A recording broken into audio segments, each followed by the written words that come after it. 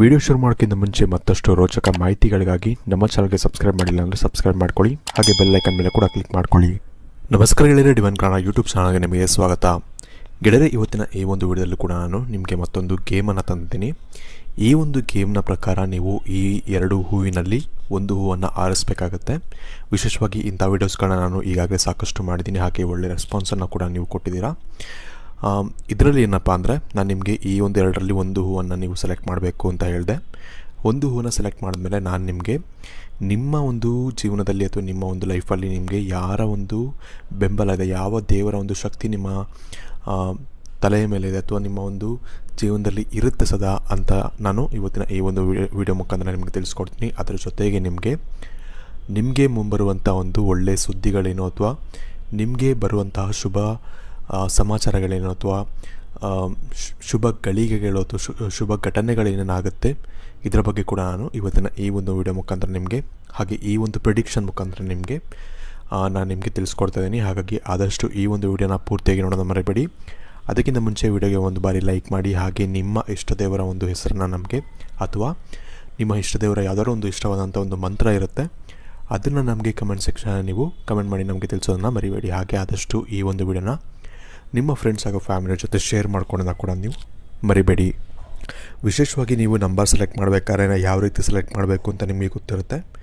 ದೇವ್ರನ್ನ ಅಂದರೆ ನೀವು ಕಣ್ಮುಚ್ಕೊಂಡು ಒಂದು 5 ನಿಮಿಷ ದೇವ್ರನ್ನ ನೆನೆಸ್ಕೊಂಡು ನಿಮಗೆ ಯಾವುದು ಹೆಚ್ಚು ಆಕರ್ಷಿತವಾಗಿ ಕಾಣ್ತಿರುತ್ತೋ, ಯಾವ ಹೂವು ಹೆಚ್ಚಾಗಿ ಇದನ್ನು ಸೆಲೆಕ್ಟ್ ಮಾಡಬೇಕು ಅಂತ ಅನ್ನಿಸ್ತಿರುತ್ತೋ ಆ ಒಂದು ಹೂವನ್ನು ನೀವು ಸೆಲೆಕ್ಟ್ ಮಾಡಬೇಕಾಗತ್ತೆ. ಇದರಲ್ಲಿ ಮೊದಲನೇದಾಗಿ ನೀವು ಈ ಒಂದು ಒನ್ ನಂಬರಲ್ಲಿ ಇರುವಂಥ ಒಂದು ಹೂವನ್ನು ಸೆಲೆಕ್ಟ್ ಮಾಡಿದರೆ, ವಿಶೇಷವಾಗಿ ನಿಮಗೆ ಇರುವಂಥ ಒಂದು ಗುಡ್ ನ್ಯೂಸ್ ಏನಪ್ಪ ಅಂದರೆ, ನೀವು ಕೆಲವು ದಿನಗಳಿಂದ ಅಥವಾ ಕೆಲವೊಂದು ತಿಂಗಳಿಂದ ನಿಮಗೆ ಯಾವುದೋ ಒಂದು ಆಸೆ ಇರುತ್ತೆ ಅಥವಾ ಯಾವುದೋ ಒಂದು ಕೆಲಸ ಆಗಬೇಕು ಅಂತ ನಿಮ್ಮ ಮನಸ್ಸಲ್ಲಿ ಒಂದು ಆಸೆಯನ್ನು ಇಟ್ಕೊಂಡಿರ್ತೀರ. ಆ ಒಂದು ಕೆಲಸ ಅಥವಾ ಆ ಒಂದು ಆಸೆಯನ್ನು ಈಡೇರಿಸ್ಕೊಳ್ಳೋಕ್ಕೆ ನೀವು ತುಂಬ ಕಷ್ಟವನ್ನು ಕೂಡ ನೀವು ಪಡ್ತಾ ಇರ್ತೀರ. ಇಲ್ಲಿವರೆಗೂ ಕಾದು ಬೇಜಾರಾಗಿದ್ದರೆ ಅಥವಾ ಕಾದು ನೀವು ಫ್ರಸ್ಟ್ರೇಷನಲ್ಲಿರ್ತೀರ, ಆಗುತ್ತೋ ಇಲ್ವೋ ಅನ್ನೋ ಒಂದು ಡೌಟಲ್ಲಿರ್ತೀರ. ಅಂಥ ಒಂದು ಕೆಲಸ ನಿಮಗೆ ಆಗುವಂಥ ಒಂದು ಸಮಯ ಹತ್ರ ಬರ್ತಿದೆ ಅಂತಲೇ ಹೇಳ್ಬೋದು. ಇದು ನಿಮಗೆ ಒಂದು ಮೊದಲನೇ ಒಂದು ಗುಡ್ ನ್ಯೂಸ್ ಅಂತಲೇ ಹೇಳ್ಬೋದು. ಅದು ಯಾವುದೇ ವಿಚಾರದಲ್ಲಾದರೂ ಆಗಲಿ, ಯಾವುದೇ ಒಂದು ಕೆಲಸವಾದರೂ ಆಗಲಿ ಅಥವಾ ಯಾವುದೇ ಒಂದು ಆಸೆ ಆದರೂ ಆಗಲಿ, ಅದು ಈಡೇರುವಂಥ ಒಂದು ಎಲ್ಲ ಸಾಧ್ಯತೆಗಳು ನಿಮಗೆ ಹೆಚ್ಚಾಗಿ ಇಲ್ಲಿ ಕಾಣಿಸ್ತಾ ಇದೆ. ಇನ್ನು ವಿಶೇಷವಾಗಿ ನಿಮಗೆ ಯಾವ ಒಂದು ದೇವತೆಗಳ ಅಥವಾ ಯಾವ ಒಂದು ಶಕ್ತಿಗಳ ಒಂದು ಕೈ ಅಥವಾ ಕೈವಾಡ ನಿಮ್ಮ ಮೇಲೆ ಇದೆ ಅಥವಾ ಆಶೀರ್ವಾದ ನಿಮ್ಮ ಮೇಲೆ ಇದೆ ಅಂದರೆ, ವಿಶೇಷವಾಗಿ ಇದರಲ್ಲಿ ಮೊದಲನೇದಾಗಿ ನಿಮಗೆ ಲಕ್ಷ್ಮೀ ದೇವಿಯ ಒಂದು ಆಶೀರ್ವಾದ ತುಂಬ ಹೆಚ್ಚಾಗಿ ಕಾಣಿಸ್ತಿದೆ. ಹಾಗೆ ಸೂರ್ಯದೇವನ ಒಂದು ಆಶೀರ್ವಾದ ಕೂಡ ನಿಮ್ಮ ಮೇಲೆ ಹೆಚ್ಚಾಗಿ ಕಾಣಿಸ್ತಾ ಇದೆ. ವಿಶೇಷವಾಗಿ ಏನಪ್ಪ ಅಂದರೆ, ನೀವು ಹೆಚ್ಚಿನದಾಗಿ ಲಕ್ಷ್ಮೀ ದೇವಿಯ ಒಂದು ಆರಾಧನೆಯನ್ನು ಕೂಡ ನೀವು ಮಾಡ್ತಾ ಬಂದರೆ ನಿಮಗೆ ಹೆಚ್ಚಿನ ಒಂದು ರಿಸಲ್ಟ್ ಅನ್ನೋದು ಸಿಗುತ್ತೆ. ವಿಶೇಷವಾಗಿ ಲಕ್ಷ್ಮೀ ಆರ್ಥಿಕ ಪರಿಸ್ಥಿತಿಯ ಒಂದು ವೃದ್ಧಿ ಮಾಡುವಂಥ ಒಂದು ದೇವಿ ಆಗಿರೋದ್ರಿಂದ ನಿಮ್ಮ ಆರ್ಥಿಕ ಪರಿಸ್ಥಿತಿಯಲ್ಲಿ ಯಾವುದೇ ಒಂದು ತೊಂದರೆ ಇದ್ದರೂ ಕೂಡ ಆದಷ್ಟು ಬೇಗ ಅದು ನಿಮಗೆ ಕಮ್ಮಿ ಆಗುತ್ತೆ. ಯಾಕಂದರೆ ಲಕ್ಷ್ಮಿಯ ಒಂದು ಆಶೀರ್ವಾದ ನಿಮ್ಮ ಮೇಲೆ ಇರೋದ್ರಿಂದ ನೀವು ಲಕ್ಷ್ಮಿಯನ್ನು ಸ್ವಲ್ಪ ಆರಾಧನೆಯನ್ನು ಮಾಡಬೇಕು. ಯಾವುದಾದ್ರು ಒಂದು ಲಕ್ಷ್ಮಿಯ ಒಂದು ದೇವಸ್ಥಾನಗಳಿಗೆ ಹೋಗೋದ್ರಿಂದ ನಿಮಗೆ ಇರುವಂಥ ಆರ್ಥಿಕ ಪರಿಸ್ಥಿತಿಯ ಸಮಸ್ಯೆಗಳು ನಿಮಗೆ ಆದಷ್ಟು ಬೇಗ ಕಮ್ಮಿ ಆಗುತ್ತೆ ಅಂತ ಹೇಳ್ಬೋದು. ಇದರ ಜೊತೆಗೆ ಕರ್ಮಫಲದಾತ ಅಂದರೆ ಶನಿದೇವನ ಒಂದು ಆಶೀರ್ವಾದ ಕೂಡ ಇದೆ. ಕೆಟ್ಟ ದೃಷ್ಟಿ ಅಂತ ಹೇಳ್ತಿಲ್ಲ, ಆಶೀರ್ವಾದ ಇದೆ ಅಂದಾಗ ನೀವೇನು ಮಾಡಬೇಕು ಅಂದರೆ, ನೀವು ಏನೂ ಕೂಡ ತಪ್ಪು ಕೆಲಸಗಳನ್ನ ಮಾಡೋಕ್ಕೆ ಹೋಗಬಾರ್ದು ಈ ಒಂದು ಸಮಯದಲ್ಲಿ. ಅಂದರೆ ಆಶೀರ್ವಾದ ಇದ್ದಾಗ ಏನಾಗುತ್ತೆ ಅಂದರೆ, ನೀವು ಕರ್ಮಫಲದಾತ ಅಂತ ಹೆಸರಲ್ಲೇ ಇದೆ. ನೀವು ಯಾವ ರೀತಿ ಕರ್ಮಗಳನ್ನ ಮಾಡ್ತೀರಾ ಅಥವಾ ಯಾವ ರೀತಿ ನೀವು ಕೆಲಸಗಳನ್ನ ಮಾಡ್ತೀರಾ ಅದರ ಮೇಲೆ ಶನಿ ನಿಮಗೆ ಫಲವನ್ನು ಕೊಡ್ತಾನೆ. ನೀವು ಕೆಟ್ಟ ಕೆಲಸಗಳನ್ನ ಒಂದೇ ಒಂದು ಚಿಕ್ಕ ಕೆಟ್ಟ ಕೆಲಸವನ್ನು ಮಾಡಿದ್ರಿ ಅಂದರೂ ಕೂಡ ನಿಮಗೆ ಏನೇ ಒಳ್ಳೆಯ ಒಂದು ಪೊಸಿಷನ್ ಆಗಲಿ ಅಥವಾ ಒಳ್ಳೆಯ ಒಂದು ಸ್ಥಾನಮಾನವಾಗಲಿ ನಿಮಗೆ ಸಿಗಬೇಕು ಅಂತಿದ್ರೆ ಅದು ಕೂಡ ನಿಮಗೆ ಸಿಗೋದಿಲ್ಲ ಅಂತ ಹೇಳಲಾಗುತ್ತೆ. ಶನಿ ಅದನ್ನು ತಡೆಗಟ್ತಾನೆ. ಅದೇ ನೀವು ಒಳ್ಳೆ ಕೆಲಸನೇ ಮಾಡ್ಕೊಂಡು ಹೋಗ್ತೀರಾ, ಒಳ್ಳೆ ಕೆಲಸನೇ ಮಾಡ್ತಿದ್ದೀರಾ ಅಂದರೆ ನಿಮಗೆ ಅದರಿಂದ ತುಂಬಾ ಒಂದು ಹೆಚ್ಚಿನ ಒಂದು ಲಾಭಗಳನ್ನ ಶನಿ ನಿಮಗೆ ಕೊಡ್ತಾನೆ ಅಂತಲೇ ಹೇಳ್ಬೋದು. ಹಾಗಾಗಿ ಹೆಚ್ಚಿನದಾಗಿ ನೀವು ಒಳ್ಳೆಯ ಒಂದು ಕೆಲಸಗಳನ್ನ ನೀವು ಮಾಡ್ಕೊಂಡು ಹೋದರೆ ಒಳ್ಳೆಯದು. ಇನ್ನೊಂದೇನಪ್ಪ ಅಂದರೆ, ನಿಮಗೆ ನಿಮ್ಮ ಜೀವನದಲ್ಲಿ ಒಳ್ಳೆಯದಾಗಬೇಕು ಅನ್ನೋದಿದ್ದರೆ ನೀವು ಇನ್ನೊಂದು ಉಪಾಯ ಏನು ಮಾಡ್ಬೋದು ಅಂದರೆ, ವಿಶೇಷವಾಗಿ ನಿಮಗೆ ಸೂರ್ಯದೇವನ ಒಂದು ಆಶೀರ್ವಾದ ಇರೋದ್ರಿಂದ ಬೆಳಿಗ್ಗೆ ಎದ್ದ ತಕ್ಷಣ ನೀವೇನು ಮಾಡಬೇಕು ಅಂದರೆ, ಸೂರ್ಯದೇವನ ಒಂದು ಕಿರಣಗಳ ಒಂದು ಕೆಳಗಡೆ ನೀವು ನಿಂತ್ಕೊಬೇಕಾಗತ್ತೆ. ಅಂದರೆ ಸೂರ್ಯನ ಕಿರಣಗಳು ನಿಮ್ಮ ದೇಹದ ಮೇಲೆ ಬೀಳಬೇಕು.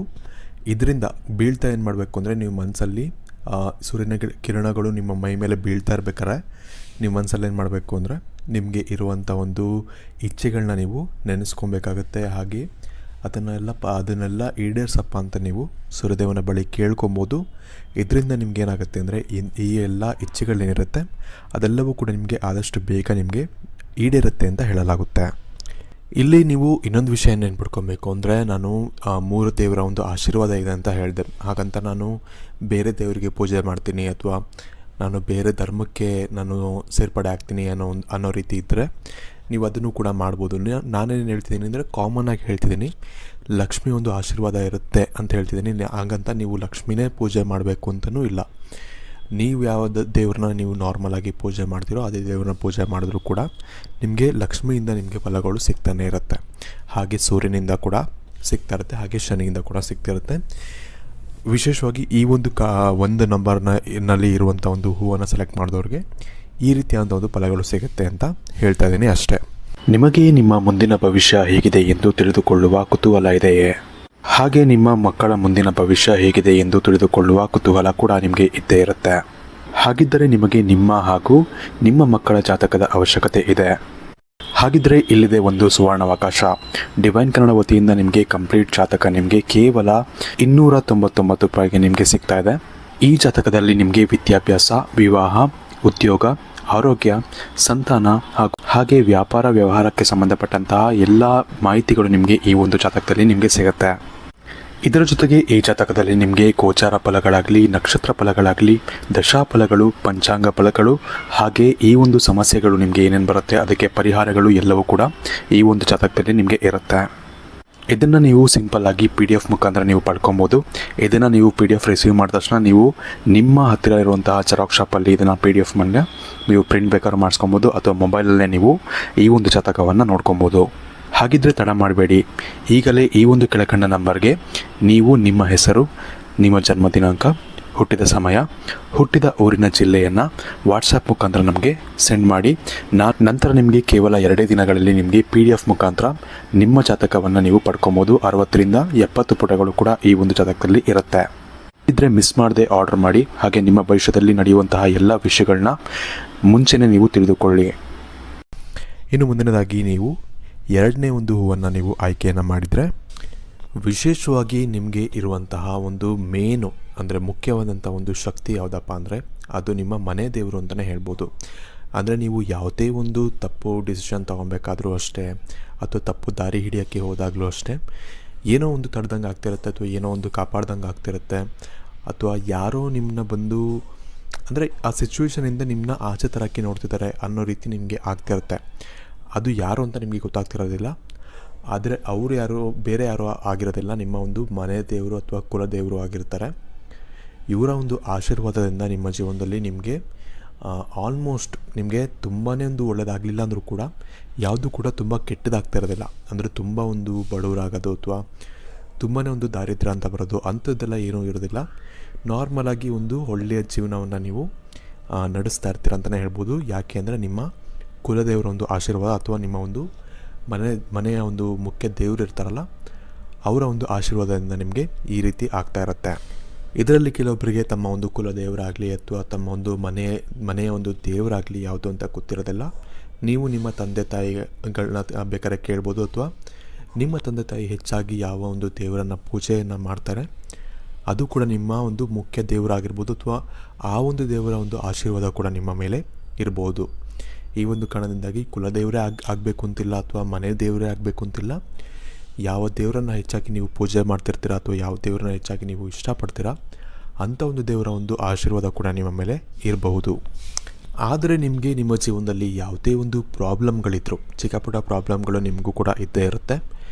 ಈ ಒಂದು ಪ್ರಾಬ್ಲಮ್ಗಳು ಏನಕ್ಕಿರುತ್ತೆ ಅಂದರೆ ನೀವು ವಿಶೇಷವಾಗಿ ಈ ಒಂದು ದೇವರಿಗೆ ನೀವು ಹೆಚ್ಚಾಗಿ ಒಂದು ಗಮನವನ್ನು ಕೊಡ್ತಿರೋದಿಲ್ಲ ಅಥವಾ ಏನೋ ಒಂದು ಚಿಕ್ಕ ಪುಟ್ಟ ಪೂಜೆ ಆದರೂ ನೀವು ಸಲ್ಲಿಸಬೇಕಾಗತ್ತೆ, ಅದನ್ನು ಕೂಡ ನೀವು ಮಾಡ್ತಿರೋದಿಲ್ಲ. ಅಂದರೆ ನೀವು ಯಾವ ದೇವರು ಅಂತಲೇ ಗೊತ್ತಿರಲ್ಲ. ಫಸ್ಟ್ ಆಫ್ ಆಲ್ ನಿಮಗೆ ಯಾವ ದೇವರ ಒಂದು ಆಶೀರ್ವಾದ ಇದೆ ಅಂತಲೇ ಗೊತ್ತಿರಲ್ಲ ಅಥವಾ ಯಾವ ದೇವರಿಗೆ ನಾವು ಪೂಜೆ ಮಾಡಬೇಕು ಅನ್ನೋದೇ ನಿಮಗೆ ಗೊತ್ತಿರೋದಿಲ್ಲ. ಈ ಒಂದು ಕಾರಣದಿಂದಾಗಿ ನಿಮ್ಮ ಜೀವನದಲ್ಲಿ ನೀವು ಸಾಕಷ್ಟು ಒಂದು ಕಷ್ಟವನ್ನು ಪಡ್ತಿರ್ತೀರ. ಅಂದರೆ ಚಿಕ್ಕ ಪುಟ್ಟ ವಿಷಯದಲ್ಲಿ ಆಗಲಿ ಅಥವಾ ಯಾವುದೋ ಒಂದು ನಿಮಗೆ ಕೆಲಸ ಆಗಬೇಕು ಅಂತಿರುತ್ತೆ ಅಥವಾ ಯಾವುದೋ ಒಂದು ವಸ್ತುವನ್ನು ತೊಗೊಬೇಕು ಅಂತಿರುತ್ತೆ. ಇದು ಯಾವುದು ಕೂಡ ನಿಮಗೆ ಸಾಧ್ಯವಾಗ್ತಾ ಇರೋದಿಲ್ಲ. ಇದಕ್ಕೆಲ್ಲವೂ ಕಾರಣ ಏನಪ್ಪ ಅಂದರೆ ನೀವು ಸ್ವಲ್ಪ ಸಮಯವನ್ನು ನೀವು ನಿಮ್ಮ ಒಂದು ದೇವರು ನಿಮ್ಮನ್ನ ಯಾರು ಕಾಯ್ತಿದ್ದಾರೆ ಆ ಒಂದು ದೇವ್ರಿಗೆ ನೀವು ಕೆಲವೊಂದು ಸಮಯವನ್ನು ಕೊಡಬೇಕಾಗತ್ತೆ.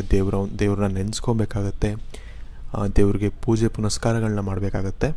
ಈ ರೀತಿ ಮಾಡೋದ್ರಿಂದ ಮಾತ್ರ ನಿಮ್ಮ ಜೀವನದಲ್ಲಿ ನೀವು ಒಂದು ಒಳ್ಳೆಯ ಪೊಸಿಷನಲ್ಲಿ ಇರ್ತೀರ, ಅಥವಾ ನೀವು ಅಂದುಕೊಂಡಂಥ ಒಂದು ಕೆಲಸಗಳಾಗ್ತಿರುತ್ತೆ, ನೀವು ಅಂದುಕೊಂಡಂಥ ಒಂದು ವಸ್ತುಗಳನ್ನ ನೀವು ತಗೊಳ್ಳೋದಕ್ಕೆ ಆಗ್ತಿರುತ್ತೆ.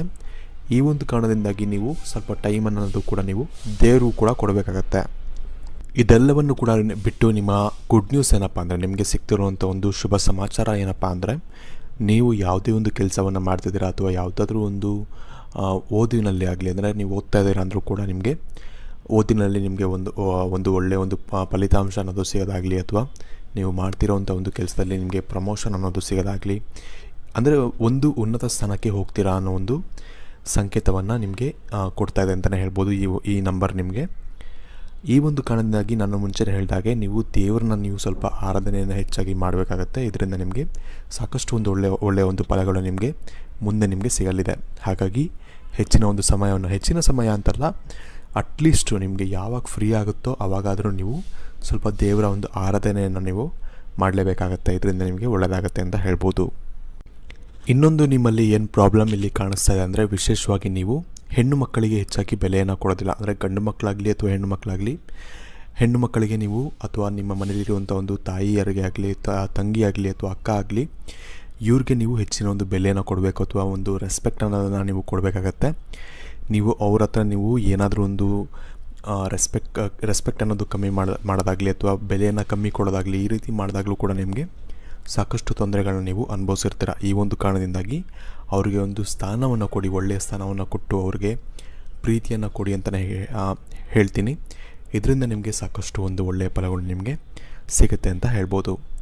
ಇನ್ನು ವಿಡಿಯೋ ಇಷ್ಟ ಆಗಿದ್ರೆ ಲೈಕ್ ಮಾಡಿ, ಶೇರ್ ಮಾಡಿ. ಹಾಗೆ ಮುಂಚೆನೇ ಹೇಳಿದಾಗೆ ನಿಮ್ಮ ಒಂದು ಇಷ್ಟ ದೇವರ ಒಂದು ಯಾವುದಾದ್ರೂ ಒಂದು ಇಷ್ಟವಾದಂಥ ಒಂದು ಮಂತ್ರ ಇದ್ದರೆ ಅದನ್ನು ನಮಗೆ ಕಮೆಂಟ್ ಮಾಡಿ ನಮಗೆ ತಿಳಿಸೋದನ್ನ ಮರಿಬೇಡಿ. ಹಾಗೆ ಈ ಒಂದು ವಿಡಿಯೋನ ಆದಷ್ಟು ನಿಮ್ಮ ಫ್ರೆಂಡ್ಸ್ ಹಾಗೂ ಫ್ಯಾಮಿಲಿ ಜೊತೆ ನೀವು ಶೇರ್ ಮಾಡ್ಕೊಳ್ಳೋದನ್ನ ಮರಿಬೇಡಿ. ಹಾಗೆ ನಿಮಗೆ ಈ ವಿಡಿಯೋ ಬಗ್ಗೆ ನಾನು ಹೇಳಿದಂಥ ಒಂದು ಮಾಹಿತಿಗಳು ನಿಮಗೆ ಮ್ಯಾಚ್ ಆಯ್ತಾ ಇಲ್ವ ಅನ್ನೋದನ್ನು ಕೂಡ ನಮಗೆ ಕಮೆಂಟ್ ಸೆಕ್ಷನಲ್ಲಿ ಕಮೆಂಟ್ ಮಾಡಿ ನಮಗೆ ತಿಳಿಸೋದನ್ನು ನೀವು ಮರಿಬೇಡಿ. ಧನ್ಯವಾದಗಳು.